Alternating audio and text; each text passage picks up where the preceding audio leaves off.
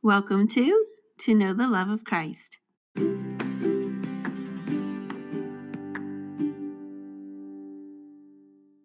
Welcome back. If you were with us last episode, you know that we covered Mark 7, verses 24 through 37, and there we found the account of the Syrophoenician woman's faith, where she begged Jesus to heal her, well, not heal, but cast out a demon from her daughter. And we also went over the account where Jesus healed a deaf man. And we talked about overcoming obstacles like being grossed out by spit, and how, having even the smallest faith in Jesus and knowing that you only need a portion of his power, Jesus commends that. But we also discussed how Jesus draws the faith out of people and how he often did that in his earthly ministry. As we continue today, we'll be going through chapter 8, verses 1 through 26, and Dee will be leading us. So if you will, go ahead and pause here, read those verses, and then press play and join us as we begin. Great. Thanks, Stephanie. So verse 1 starts off, in those days. So we left off last episode where he was in Decapolis. In my little geeky moment, we discussed where he was. So he's still in the Decapolis region. Now, I mentioned last episode how those were the same people that told Jesus to leave, begged him to leave because he healed the man with legion. But here, multitude being very great and having nothing to eat, Jesus called the disciples to him and said to them, Brittany, you're going to like this. I have compassion on the multitude because they have now been with me 3 days and have nothing to eat. So now the people, instead of saying, please leave, they're following him around. And you mentioned how it was an area of 10 cities. So they're following him around 3 days now. And he does what he did back in chapter 6 with feeding this multitude. We learned that it's going to be 4,000 people versus what he fed before in 5,000 people. So I found similarities and differences in both those events. Here, he has compassion, just like he did with the 5,000 people. But now they're staying with him for 3 days. With the 5,000, they swarmed him right off the boat, if you remember. So these people now, they're not leaving, and there's no food. And I noticed with the 4,000, Jesus goes to his disciples with the problem. Before, they came to him and said, hey, we have no food. Can you send them away? Mm-hmm. But Jesus is going to them now. I'm sure they had some food, but at this point, Jesus is noticing they're probably hungry. Well, they've probably run out if they've been with right. him. They had some at the beginning, most likely, but they're asking him to heal, that he's teaching. Why didn't they ask for food? I wonder. I know. And we know there had to be something magnetic, personality-wise, about Jesus that drew people to him. We know he's the Son of God. But also, I don't know if you're going to bring up this, but it said before that in the other account in 6 that they had no leisure even to eat. And I was thinking, they had to be hungry too after 3 days. Mm-hmm. They're starving, and I was just thinking, Jesus relates to us. I'm sure he was hungry too. And he's thinking, if I'm hungry, they're hungry. They're hungry. Yeah, that's what I was thinking too. You know how when you're recently we've done a lot of traveling, right? And I know Hiram doesn't really like to stop. He likes to continue to drive, and he'd rather not be bothered. But sometimes I will kind of be like, hey, I'll ask the kids, hey, y'all hungry? And they'll be like, yeah. And it's I'm hungry too, but I'm kind of going to put it on the kids. It's Hiram, we should stop because the kids are hungry. And I'm going to get me something to eat too since we're stopping. We might as well, And it's not that Jesus has to beat around the bush like I do with Hiram on a car ride, but, it's kind of one of those things where, like Stephanie said, Jesus has been working. He's been healing. It's not he's been teaching. It's not like he's just been sitting there chilling. He's been busy. Why didn't they ask for food? And I kind of think it's one of those situations where you approach Jesus and it's kind of I know he could probably feed me, but I don't really want to ask him for food. That seems like such a small thing. I really need to be healed. I want to ask him for the big stuff, you know? And how often do we approach God like that in our prayers? Like, no, realize you need help in every aspect of your life. And God says, whatever you ask of me, I will give it to you. Like, just ask, you know? So, yeah. Right. And I mean, we're told to cast all our cares on him, not just the big ones. Yeah. Right. And we talked about that once before. How we tend to go to him with the big things, like, oh, I can take care of the little things myself. Yeah. Yeah. I just thought of that because that's in 1 Peter 5:7. And then right after that is 1 Peter 5:8, where he says, you know, your adversary, the devil, is walking around. Seeking whom he may devour. Yeah. And a lot of times I'm sure in those moments of temptation, we're thinking, this isn't anything big. Anyway, sorry. Oh, that's a Side good note. point. So in verse 4, like they ask, you know, his disciples ask him after he presents them with the problem, how can one satisfy these people with bread here in the wilderness? You know, they're asking how. So it's been, you know, 2 short months, we said, because of the distance that they walked. We think 2 months approximately. Possibly, yeah. Since the feeding of the 5,000. I thought this shows the fragility of humans. We know the importance of developing our relationship with God, studying, praying, and worshiping. And here are his 12 apostles who've been with him every single day, not even bringing up the feeding of the 5,000. Right. And like how, I don't know, I don't want to say dense, but like how much more obtuse can you get? Like, you literally just had this happen, the same situation. And maybe it is like we were talking about with the first one, and Brittany already brought it up. Like, I don't want to just assume that Jesus can do it because he's already done it, or that he wants to even, you know. Or it was such a humbling moment, a learning experience that maybe they didn't want to have to do it again. We're not going to bring this up. You know? But he brings it up. In other words, hey, remember, understand, you know. Right. And you get down to the end of the passage down in, what is it, 19 or 18? And he brings it up like, guys. Yeah. Look at these last 2 things that I just, not last 2, but these 2 things that I did. Come on, do you not understand yet? Mm-hmm. But it's like when he, in verse 5, when he says, how many loaves do you have? I mean, did this not trigger a memory from last time? Or were they still kind of like, you know, I'm not going to say anything. You can do it.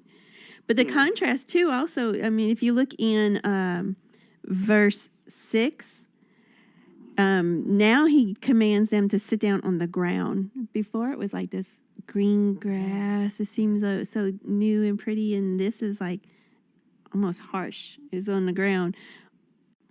So verses 7 through 10, the similarity is they ate, were filled, they had an abundance of leftovers, and he sends the 4,000 away, gets in a boat, and leaves, just like with the 5,000.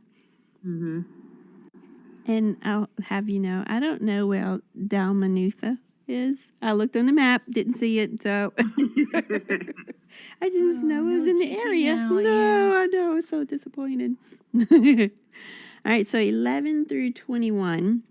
The parallel to this is in Matthew 16. In Matthew's account of this interaction with the Pharisees gives a little more details. He mentions Sadducees. Sadducees did not believe in the resurrection. Mm-hmm. So Jesus tacks it on in Matthew's account about the resurrection. He says, except the sign of the prophet Jonah. So Mark, if you remember, he's writing to a Roman audience. So therefore, the prophet Jonah would be insignificant to these people.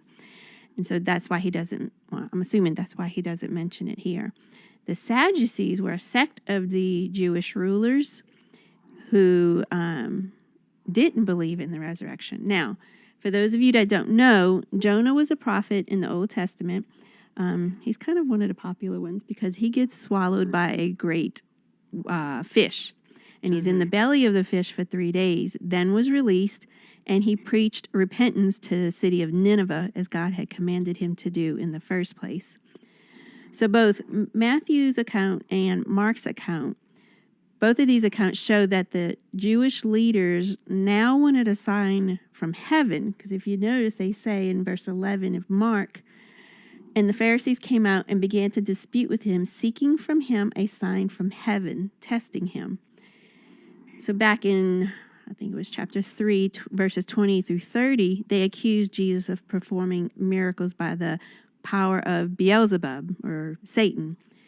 So they denied his deity then. So now they want Jesus to prove his deity by giving him a sign from heaven. Every time it gets me, the Pharisees and the gall, you know, it just says they came up and began to argue with him. Yeah. Like, that's all they wanted to do. Debating, disputing, quibbling, those are all synonyms there. Like, really? Really? But I don't, it just shows you, I mean, no matter how obtuse the disciples were, the Pharisees were far off in left field. I think the disciples were at least on the field, and the Pharisees were like way off base. And I found it interesting. I was trying to look up the word there for sighed deeply in verse 12. It says he sighed deeply in his spirit. And I just, you know, I know as a parent, I sigh deeply. Sometimes, like, the kids will come to me with something, I'm like, like, really, guys? Let's just calm down, or why are you bothering me? Like, I love my children dearly, I do. But when they are coming and arguing or they're testing my patience, you know, I do sigh deeply.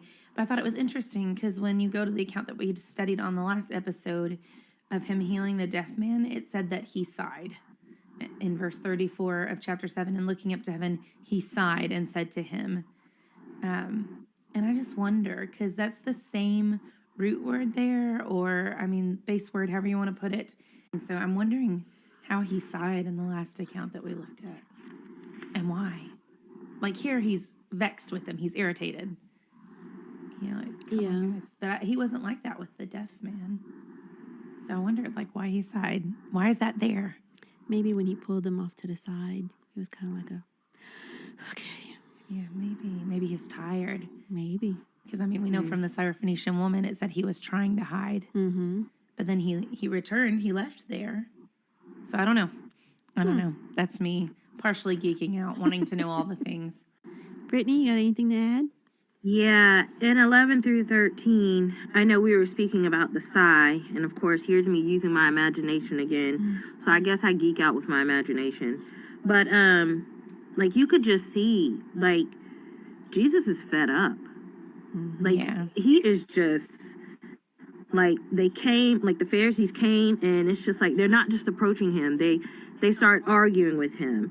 And, you know, they're demanding a sign and different things. And when you read verses 12 through 13, I mean, when I read it, it's like it's almost as if you hear Jesus. And it's like, oh, why does this generation seek a sign? You know, like, and I just picture him like, truly I say to you, no sign will be given to this generation. And he just turns off and leaves. Like, mic drop, I'm off. Like, I'm through with y'all. Exactly. Like, you know, like, it's just, he's just fed up. And, I mean, I like to see that because, again, it's that human side of Jesus. And to know that, like, okay, it's okay to get frustrated with people. Like, you try to teach people, you try to help people understand.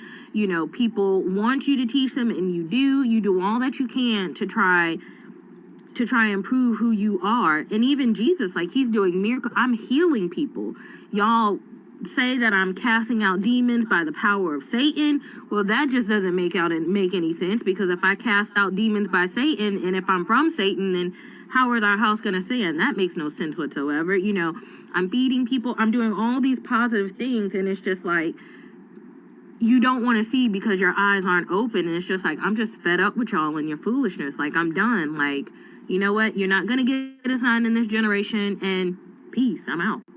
I don't really know if that's how Jesus responded, but that's how I see it in my head, because I feel like that would be me, you know. And like, we're moms, we all have kids, and you think about, like, when your kids are small. And right now Nadia, she's 9, and we're going through this phase now where she's always been very talkative and asked millions and thousands of questions.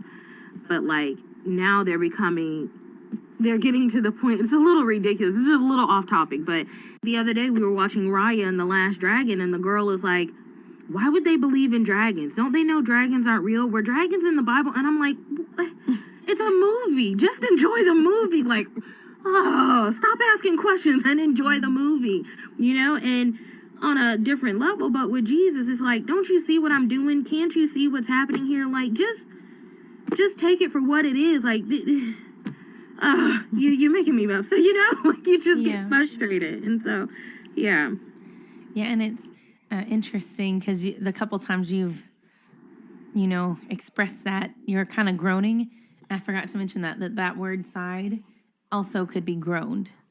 Mm-hmm. And I can imagine him groan. I know I groan with my kids. There's like a sound I make when I'm really irritated. I make it every time. I hate that I do it, but I do it. And I'm just like, like, why are you doing this? I get so frustrated. But I like seeing Jesus' humanity too, for sure. All right, so 13 through 21. And he left them and getting into the boat again, departed to the other side. In this boat is he and his disciples. You can see that he's still thinking about his conversation with the Pharisees. Because he in his train of thought, it appears that he just blurts this out. I mean, they may have been discussing that they don't have bread, but it seems as though he, in his train of thought has blurted this out. He says, "Take heed, beware the leaven of the Pharisees and the leaven of Herod." Can you just see the disciples' face? Like, what? Yeah.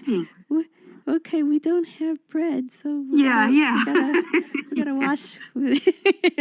Yeah. And obviously he sees their confusion because he says in 17, "Why do you reason because you have no bread? Do you not yet perceive nor understand? Is your heart still hardened?" It's like, ow. Yeah. Ow. He's declaring they don't have faith still, even though they saw what they saw. So, and again, it tells me the importance of remembering and understanding, and they didn't still. Right. Yeah. And he's not sighing in this particular passage. At least the passage doesn't specifically tell us that. But once again, like I read it and I just see the father mentality and the children mentality. And, it's just like, I'm trying to teach y'all an important lesson and y'all worried about your fish sandwiches. To me, it just sounds like it's just more frustration with Jesus because you guys are with me, Like, I know the Pharisees are against me. I know what they're trying to do. You guys are with me every step of the way. You see what I'm doing and you still don't understand. I think about, it makes me think about when you're in grade school and you have those reading comprehension tests. And like, there's nothing like being nervous when you read a passage and it starts asking you the main point and there's a bunch of options and you're like, I don't see it in here. Yeah. And you're like, what did I get out of this? Like, obviously not what was intended. But I mean, can you imagine? Like, he was literally the most misunderstood person to ever live. And to be misunderstood by those closest to you, no matter what you say. And I mean, he knew that he would be misunderstood before he came. And he knew that part of that was, like, it had to be that way. Because if they'd understood, I honestly don't think they would have let him go to the cross. True. If they had truly understood what was going to happen. Especially Peter. But, here... he's like, beware the leaven of the Pharisees and the leaven of Herod. He's not even talking about bread. He's talking about leaven. And I mean, I wonder, because did they not see how the Pharisees were, his disciples? Like, did they not? I mean, Jesus uses harsh words with them. And I'm wondering, just in the back of my mind, like, how did the disciples respond to that? Like, I think of them as being defensive. Like, man, these guys are picking on Jesus. But, I mean, these are the religious leaders of the day, and these would have been common people. We know these are common people that he picked. And so I'm wondering if they're sitting there, like, just watching it like a volleyball back and forth. Like, whoa, what's going on? Who's right here? Which they know Jesus is right. But for him to warn them of the leaven of Pharisees shows me that they would have been tempted by that. But also the leaven of Herod. I'm wondering what the leaven of Herod is here, other than just like plain worldliness. I think. And then maybe their ideal that he is going to be an earthly king because Herod was power hungry. Right. Yeah, maybe. Or I want to say a long time ago I read where the Sadducees had something to do with the Herodians. Maybe. So maybe he That's was just possible. So putting maybe them it was kind of the grouping. Pharisees and Sadducees. That would be possible. Maybe. I don't know. I was just Interesting. intrigued by that. I like how you said that, they would have been tempted by that. Because I was thinking too, they've grown up, they've always known their doctrine, the Right. Pharisees' doctrine. And so here they are on attacking who they believe to be the Savior, doing all these miracles, but they're still hardened in heart. So were they like, ooh, maybe the Pharisees are right? Or maybe they're starting to question, because Jesus knows the heart. So maybe that's why he said, beware of the leaven of them. Interesting. Right. I never thought of that. So now we're coming into the healing of the blind man in Bethsaida, verses 22 through 26. This is another miracle that is only recorded in Mark, just like the deaf man. And now he's in Bethsaida. This is where he fed the 5,000, if you remember. I looked on the map. So in verse 23, I noticed that he took the man one-on-one, just like he did with the deaf man. And again, he uses spit. But I notice his humanity here. He took him by the hand. So of course he's blind, so he's leading him. Can you maybe see Jesus saying, hey, watch your step right here. Hey, turn here. Follow me. I got you. Compassion. Yeah. In verse 25, he put his hands on his eyes again and made him look up. And he was restored and saw everyone clearly. So in 2 times, he puts his hand on his eyes and makes him look up. And he's drawing out this man's faith, I believe. And that he does this once, but the man doesn't quite see everything yet. He sees something. And what I found interesting was this man, he must have been able to see before, because he says men looking like trees. Right. So he hadn't been blind from birth, most likely. Maybe not. I mean, I guess unless someone had verbally described to him, this is what trees look like. Felt it, maybe, possibly. But I just found that interesting. He describes it that way. In the whole spit thing, that's another salve. But with that said, Revelation 3:18, when Jesus has a letter written to the lukewarm church, in Revelation 3:18, it says, he's writing to the Laodiceans. It says, I counsel you to buy from me gold refined in fire, that you may be rich, and white garments, that you may be clothed, and that the shame of your nakedness may not be revealed. And anoint your eyes with eye salve, that you may see. And like you said in the last episode, spit was a common thing to be used for healings. It's interesting that it was to the lukewarm church that he wrote this to. I'm wondering if that was some sort of connection. Maybe this man's faith was lukewarm. That's why he didn't see it clearly at first when he was healed. But then the second time he did. I don't know. I know I've heard it before, but that Jesus proved that he was in control of the whole process here. It's not just, it's done. Like, Jesus can stop or start the healing at any point. He's in complete control and has all authority and power. So, does that make sense? Like the way that he did it this time, that's the way that I've always heard it. Yeah. You mean as far as how he healed them? As far as how he healed him here, where he started and he said, do you see anything? And then Jesus laid his hands on his eyes again.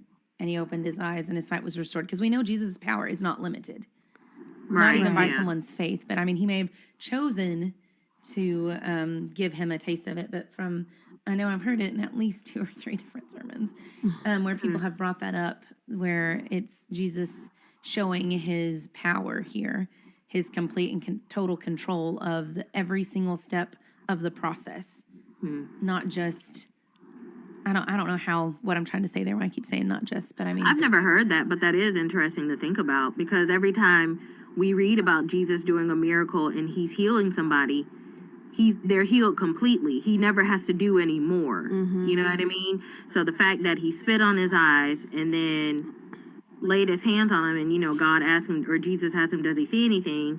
And the man says, I can see a little, but it's a little blurry. It looks like trees. And then, you know, Jesus puts his hand on them again. That is interesting to see. I don't know if there's any other miracle recorded like that where Jesus did, you know, Where did he something. broke it down into pieces. Yeah, and maybe the miracle wasn't fully complete, and so now he's got to go back and add more to it. That is an interesting thought. I've never thought of that. All right, good point. So now it brings us to where we find the love of Christ. Stephanie? So I see it there in the little section 11 through 13 where Jesus is dealing with the Pharisees. And I guess you could add by extension 14 through 21 as well. Just Jesus's compassion while experiencing his humanity. Like how frustrating it would be to live day in and day out and be so misunderstood and have people coming at you all the time and knowing that everyone that approaches you, like, even if they love you, there's some kind of benefit they get. I talk about, like, with parenting, sometimes it's hard. You feel all touched out and you feel all mommed out. Like, I've given my all. And you know Jesus gave his all 100% of the time, every single day. And just the fact that he did that because he loved us and he wanted us to be with him in eternity, that he dealt with that on a daily basis. You know, I get a break. I don't know that Jesus ever, even when he went to the mountain, you know, and prayed, all of his breaks were extremely short. Yeah. At least it seems. So that's where I see it. Brittany? Yeah, I see it in the in verses 14 through 21, you know, and then slightly before that, you know, you can tell that Jesus is very aggravated. He's very frustrated. You know, he's got these men with him. He's trying to teach them. He's trying to understand, but these men seem to not completely and fully understand. But, you know, I think about, once again, Jesus's compassion, like Stephanie was talking about, and I just think about how, you know, sometimes if I'm trying to tell somebody something, or I'm trying to teach somebody, or somebody will ask me for advice, and I say, okay, listen, this is what I've done, this is what works for me, and then you go back to them and you're like, hey, how is it going? Did you heed what I said? And they're like, no, I'm still struggling. It's just like, well, why even bother asking me? You know, I just get frustrated. And at that point, I just kind of like, okay, I'm dusting my hands. I'm through of this situation, because you're clearly not listening. But you never see that attitude with Jesus.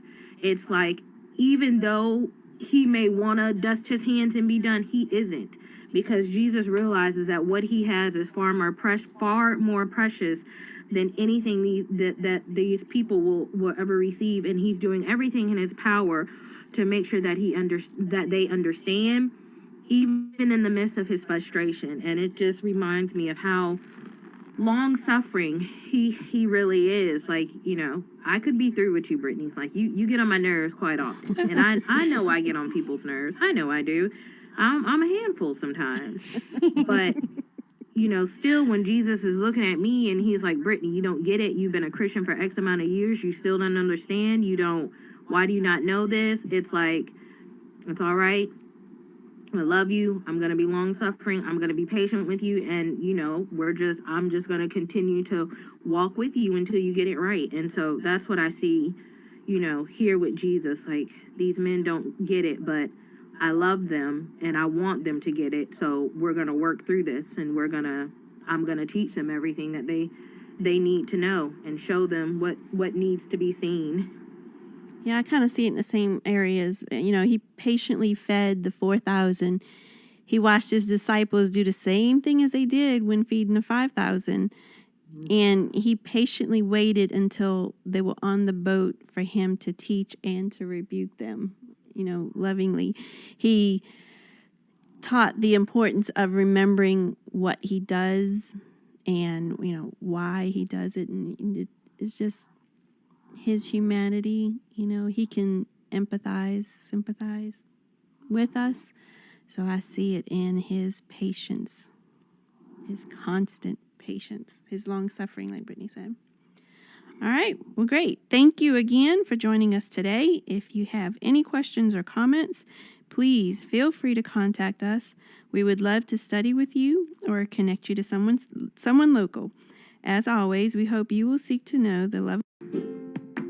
You can reach out to us on Facebook or Instagram. We would love to hear from you. And be sure to click like and share this episode with family and friends. In doing so, you're sharing the love of Christ.